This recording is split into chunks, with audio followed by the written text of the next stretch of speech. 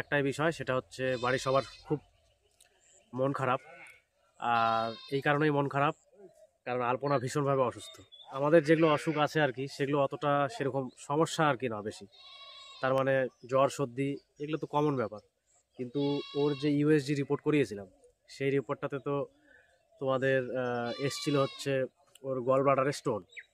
সেটা ঠিক আছে। আর পরে আবার আমরা ব্লাড টেস্ট করিয়েছিলাম। ওই ডাক্তারই লিখে দিয়েছিল, কিন্তু তখন হয়নি। হ্যাঁ তুমি বললে না যে রক্তের রিপোর্টটা পরে আসবে। হ্যাঁ, তার মানে ওই একসঙ্গে সেই দিনই করেছিলাম। তোমাদের তো বলেছিলাম যে ব্লাড রিপোর্ট আমরা করিয়েছি, ডাক্তার লিখে দিয়েছিলেন ডক্টর সঞ্জয় দত্ত।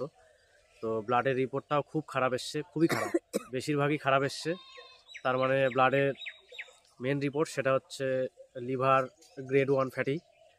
আর যেটা এসছে সেটা হচ্ছে জন্ডিস এসছে। যেহেতু ওর অনেকে বলছে আর কি, ডাক্তারও বলছেন যে ওর যেহেতু স্টোন আছে সেই জন্য জন্ডিস দেখাচ্ছে, হালকা জন্ডিস।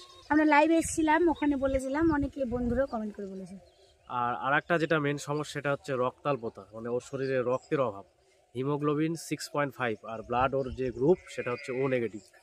এর আগে ওর অপারেশন যখন হয়েছিল, টিউমার অপারেশন হয়েছিল, তোমরা অনেকে জানো না, তখন ও অনেক দিন আগে, তাই না? এখন থেকে প্রায় 4 বছর আগে হয়েছিল। হ্যাঁ।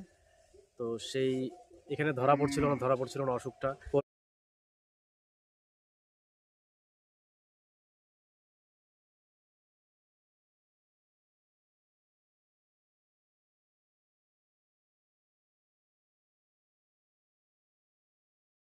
কলকাতাতে এনআরএসে গিয়ে ওই মানে ধরা পড়েছিল যে ওর নিউরোফাইব্রোমা হয়েছিল।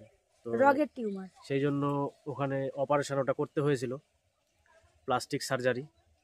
আর না প্লাস্টিক সার্জারি করিনি আমরা, যাই হোক আমার মনে হচ্ছে না করতে বলেছিল কিন্তু করিনি।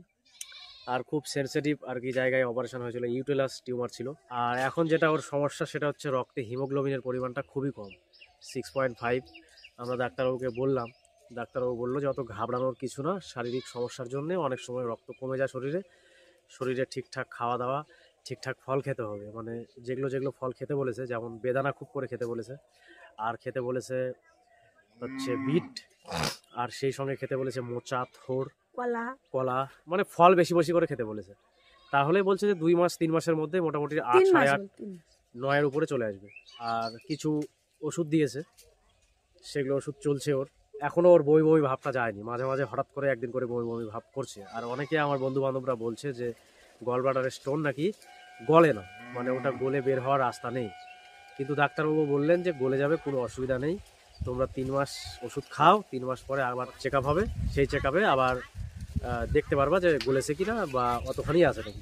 তো সেই বিশ্বাস নিয়ে আমরা ওর ওষুধ খাওয়াচ্ছি। এখন মেন সমস্যা